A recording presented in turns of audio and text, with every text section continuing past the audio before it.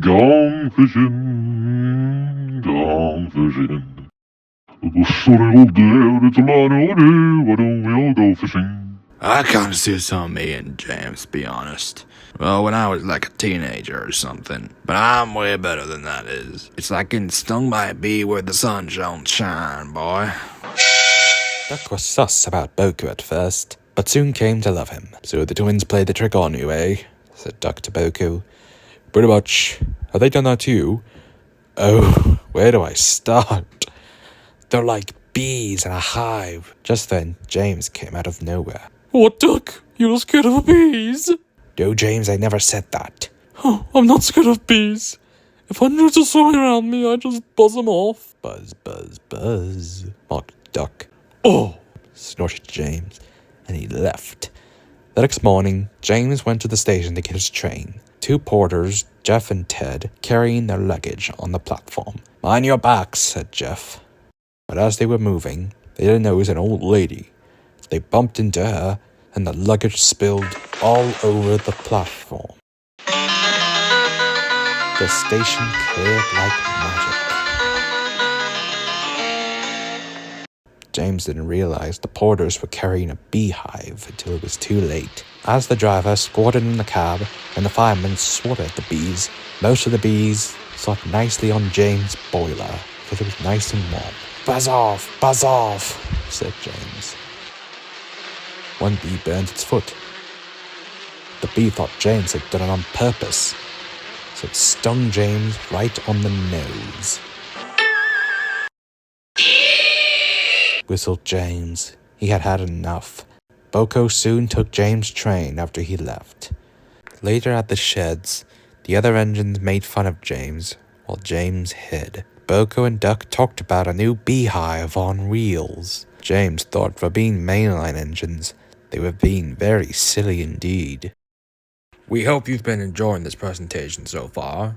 After me right now will come the last story of the evening, as well as a song, sung by the famous one and only Swiss Baker. That's spelled S-W-I-S-S Baker. And this will be the last time you'll see me in this motion picture, so good day, good morning, good evening, and most importantly, good night.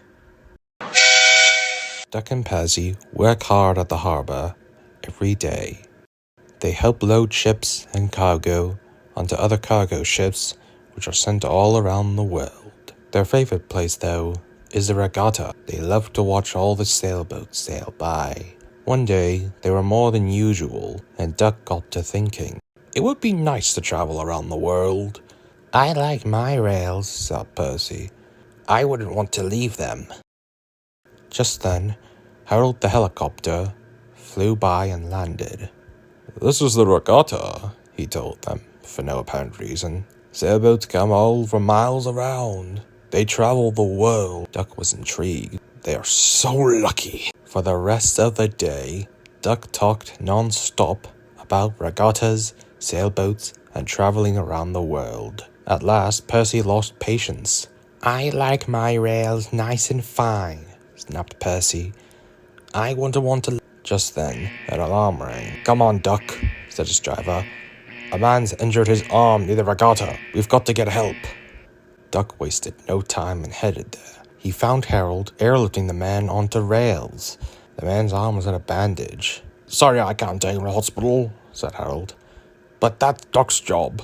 Duck marched through and flew by. He soon caught up with Bertie near the crossing, and the injured man was loaded onto the bus. I liked the way you flew past the rails, Duck, said Bertie nicely. No wonder they call you a great little Western. Bertie left.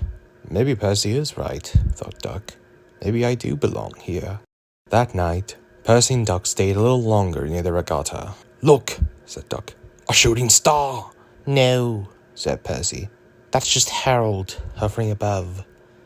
Suddenly, a piece of paper fell from Harold. Duck's driver grabbed it. It's a regatta flag. Harold's given it to you as a present. Duck realized from that day forth, Sodor was where he belonged.